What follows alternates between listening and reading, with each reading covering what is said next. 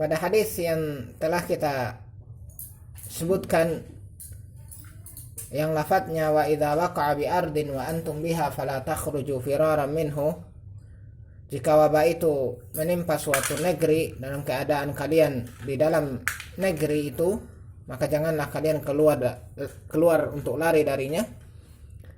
Penanya sebutkan pada pertanyaannya, afwan, apakah bisa negeri di sini dikiaskan dengan wilayah, semisal antara kota atau antara provinsi?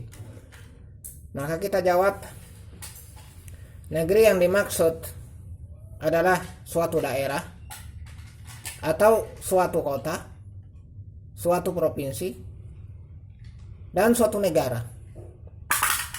Pada kisah Amirul Mukminin Umar bin Khattab radhiyallahu anhu, semoga Allah meridainya, disebutkan anna Umar bin Khattab radhiyallahu anhu kharaja ila Syam falamma jaa bi Sarg balaghahu anna al-waba'a waqa'a bi Syam.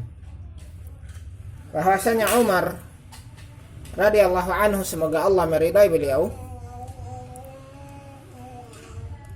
keluar ke negeri Syam, menuju negeri Syam.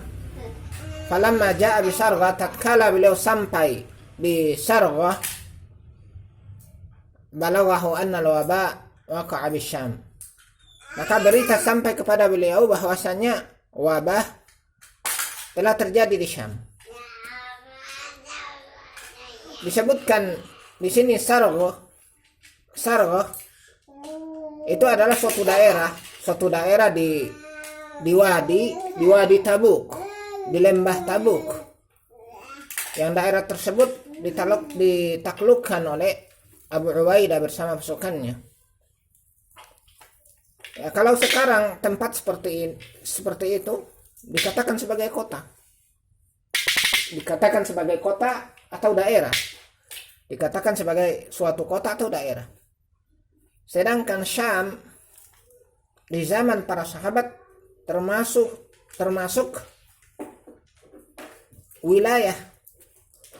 wilayah kekuasaan Islam yang berpusat di Madinah. Kalau penamaan sekarang yaitu provinsi. Setelah Daulah Islamiyah runtuh, negeri Syam berubah menjadi suatu negara tersendiri.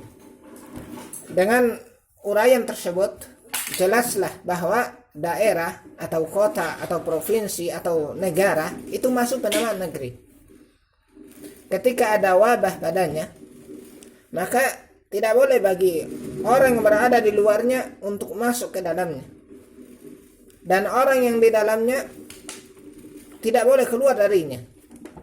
Berkata Nabi sallallahu alaihi wasallam, "Idza sami'tum bi ardin fala taqdamu alaih." Jika kalian mendengarkan wabah itu menimpa pada suatu negeri, maka janganlah kalian menuju ke negeri tersebut, janganlah kalian masuk ke negeri tersebut.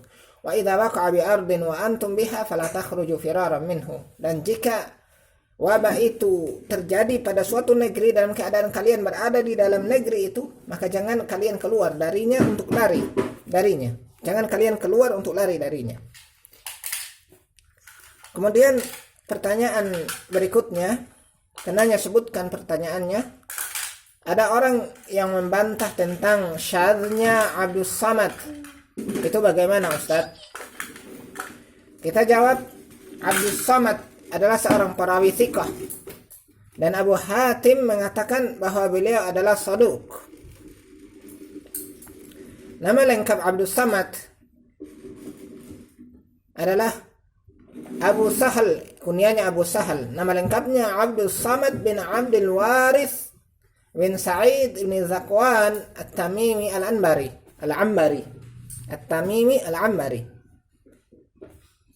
Dan tidaklah dimutlakan syadz pada hadis-hadis beliau. Namun yang dianggap syadz adalah hadis yang beliau riwayatkan dari Dawud bin Abil Furat. Beliau keliru pada lafaz fayamkuthu fi baiti. Itu berdiam di dalam rumahnya. Ketika ada wabah, berdiam di dalam rumahnya. Beliau sebutkan dengan lafaz fayamkuthu fi baiti, berdiam di dalam rumahnya, yang pernah kita sebutkan keutamaannya. Sementara Daud bin Abil Furat, beliau memiliki banyak murid. Di antaranya Yunus bin Muhammad, Habban bin Hilal, dan Musa bin Ismail. Dan masih banyak yang lainnya. Semua mereka meriwayatkan dengan lafaz fayamkuthu fi baladi. Lalu seseorang berdiam di negerinya. Ketika ada wabah, dia berdiam di negerinya. Tidak keluar dari negerinya. Tidak pergi menuju negeri lain. Tidak lari darinya. Dengan adanya penyelisihan Abdul Samad terhadap mereka dalam meriwayatkan hadis dengan lafaz tersebut, maka hadis yang diriwayatkan oleh Abdul Samad teranggap syadz. Hadisnya teranggap syadz. Ini hadis ini yang kita bicarakan, bukan keseluruhan hadis beliau. Tapi hadis ini teranggap syadz. Ini sesuai dengan kaidah dalam ilmu hadis. Idza khalafa fi hadithihi man huwa ahfadhu minhu aw aktsaru adadan fa hadithuhu syadz. Jika seseorang pada hadisnya itu telah menyelisihi orang yang lebih penghafal daripada dirinya, atau aksara adadan, atau dia menyelisihi banyak orang, banyak perawi, maka disebutkan fahadithuhu syadz, maka hadisnya adalah syadz. Atau seperti yang diterangkan oleh Asy-Syafi'i rahimahullah, semoga Allah merahmati beliau, innama syadzu minal hadis ayarwi thiqatu hadisan fayashudzu anhum wahidun fayukhalifuhum. Hanyalah yang syadz dari suatu hadis itu ketika para perawi thiqah ayarwi thiqat hadisan, ketika para perawi thiqah mereka meriwayatkan suatu hadis, fayashudzu anhum, lalu seorang perawi menyimpangkan hadis mereka, fayukhalifuhum, kemudian dia menyelisihi mereka, lalu menyelisihi mereka.